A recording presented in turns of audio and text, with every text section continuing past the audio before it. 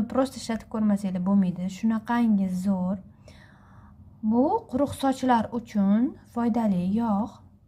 100% tabiiy mahsulotlardan tayyorlangan, ayniqsa mana kokosdan tayyorlangan. Lavnicha seriyasiga tegishli.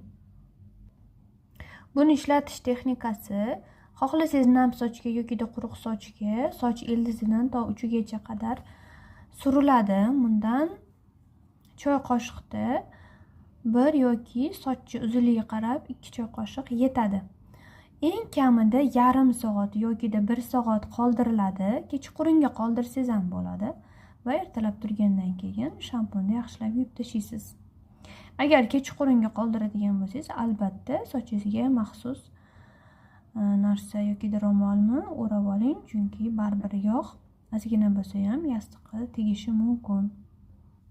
Bu nima qilib beradi? Bu sochingizni oziqlantirib beradi, namlantirib beradi va shunaqangi porlash tusini beradi. Buni ishlatsangiz sochingiz rahmat aytvoradi. Shunaqangi zo'r. Men o'sha buni 2-3 marotaba ishlatdim va tavsiya qilaman. Bemalol zakaz qilishingiz mumkin. 100% tabiiy.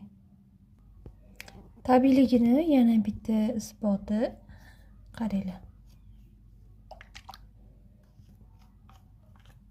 Shundoq buni qilinganda qaranglar.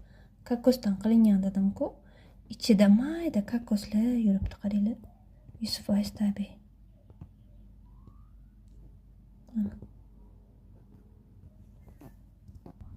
Agar sochingiz quruq bo'lsa, albatta shuni ishlatib ko'ringlar. Juda ham zo'r. Foydasini bittada bilasizlar. Buni mana quruq sochlar uchun maxsus shampun ham bor, konditsioneri ham bor, mana bunaqa maska ham bor. Bu ham yog'li, bir marotaba ishlatiladi. Bu ham juda ham zo'r issiqmoy.